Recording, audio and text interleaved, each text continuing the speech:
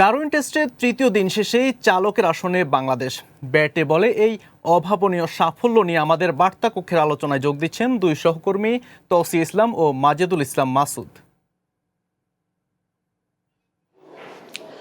হ্যাঁ, জুলফিকার যেমনটা বলছিলেন যে তৃতীয় দিন শেষ হয়ে গেছে ডারউইন টেস্টে, কিন্তু এখনই বাংলাদেশ চালকের আসনে বলা যাচ্ছে এই টেস্টে। কারণ এই টেস্টে বাংলাদেশ প্রথম 3 দিনে যে 9টি সেশন হয়েছে, পুরো 9টি সেশনে কিন্তু বাংলাদেশ দাপট দেখিয়েছে। প্রথম দিনে এই পুরো বিষয়টা নিয়ে প্রথম দিন থেকে বাংলাদেশ যতটা কন্ট্রোল করছে, এই বিষয়টা নিয়ে আমি কথা বলতে চাচ্ছি আমাদের আরেক সহকর্মী মাজেদুল ইসলাম মাসুদের সাথে। মাসুদ, আপনি তো বলতে গেলে পুরো 3টা দিনই খুব ভালোভাবে আমাদের সাথে ছিলেন, ফলো করেছেন। এই জন্য আসলে সবচেয়ে বেশি বাংলাদেশ কোন সময়টাতে আপনার কাছে মনে হচ্ছে যে ম্যাচটা আসলে নিয়ন্ত্রণ করলো কোথায় বাংলাদেশ?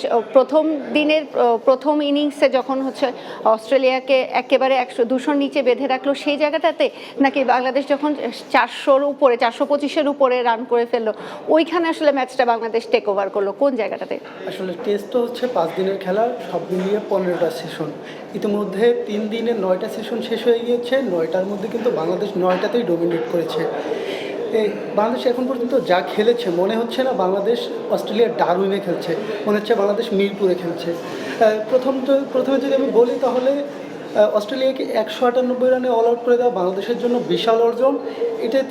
এটার ফলে বাংলাদেশের ব্যাটাররা কিন্তু মনস্তাত্ত্বিকভাবে একটু এগিয়ে গেছে। তারপরে ব্যাটিংয়ে এসে অস্ট্রেলিয়ার যে bowling line up, Josh Hazlewood, Mitchell Starc, Pat Cummins, এদের মতো বোলারদেরকে কিন্তু পাড়ার বোলার বানিয়ে বাংলাদেশের ব্যাটাররা কিন্তু দুর্দান্ত ব্যাটিং করেছে।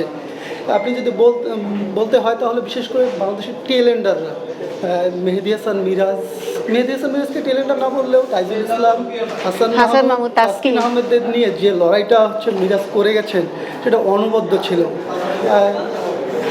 6 উইকেটে 351 রান দিয়ে বাংলাদেশ আজকে ব্যাটিং শুরু করেছিল। এখান থেকে বাংলাদেশের স্কোরটা গিয়ে দাঁড়িয়েছে 426 রানে, অর্থাৎ বাংলাদেশের মানে আরো 75টা রান মতো আমরা দেখেছি যে তৃতীয় দিনের প্রথম সেশনেই বাংলাদেশ তুলে নিয়েছে। সেইভাবে হিসাব করলে কিন্তু তৃতীয় দিন যখন শুরু করেছে প্রথম 1 ঘন্টায় বাংলাদেশ 2টো উইকেট হারিয়েছে। অন্য সময় আমরা কিন্তু বাংলাদেশের ক্রিকেটে এই জিনিসটা দেখি না যে শেষ দিকের ব্যাটাররা যখন উইকেট পড়া শুরু করে তখন কিন্তু খুব দ্রুত সবগুলো উইকেট শেষ হয়ে যায়। আজকে আমরা সেটা একটা ব্যতিক্রম দেখেছি যে শেষ দিকের ব্যাটারও প্রত্যেককেই মনে হচ্ছে যারা দাঁড়াতে চাচ্ছেন আরও একটু রান আরেকটু পুঁজি করছে। এই জিনিসটা থেকে যখন বাংলাদেশ আবার দ্বিতীয় ইনিংসে বল করতে শুরু করলো, সেখানে আবার যখন দ্রুত উইকেট পড়া শুরু হয়েছে তখন কিন্তু আমরাও একটু স্বপ্ন দেখতে শুরু করেছিলাম যে বাংলাদেশ বোধহয় ইনিংস ব্যবধানে ম্যাচ জয়ের মতন একটা অবস্থায় এসছে। আমার তো একটা পর্যায়ে মনে হচ্ছিল বাংলাদেশ আজকেই ম্যাচ জিতবে, এমন একটা পর্যায়ে তৈরি হয়ে গিয়েছিল। তারপরেও আশা করা যায় যে কালকে যেহেতু চতুর্থ দিনের সকালটাতে নতুন বল দিয়ে বাংলাদেশের বোলাররা বোলিং করবে, এই অবস্থায় হচ্ছে কন্ডিশনেরও কিছুটা সুবিধা পেতে পারে। কিন্তু এরপর উইকেট যেহেতু খুব বেশি ভালো, যদি সকালের সেশনে অস্ট্রেলিয়ার 2-3টা উইকেট বাংলাদেশ নিয়ে নিতে পারে, আমার মনে হয় যে 2 সেশনের মধ্যে বাংলাদেশের হচ্ছে ম্যাচ জেতা সম্ভব। হ্যাঁ, কারণ হচ্ছে যদি ওরা অল আউট হয়ে যায়, এখন যেহেতু বাংলাদেশ 67 রানে এগিয়ে আছে, এই 67 রানটা কাভার করা ওদের জন্য শেষ দিকের ব্যাটারদের জন্য একটা চাপ হয়ে যাবে। সেটা কাভার করে আর যতটুকু বাংলাদেশকে টার্গেট দিবে, বাংলাদেশের ডেফিনেটলি টার্গেট থাকবে যে খুব অল্প যেন টার্গেট হয়। সেক্ষেত্রে হয়তো বাংলাদেশ কালকে শেষ সেশনটা বাংলাদেশের প্রয়োজন নাও হতে পারে।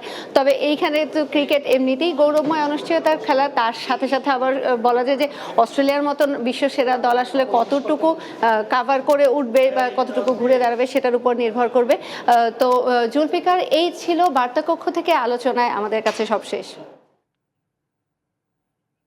ধন্যবাদ আপনাদের।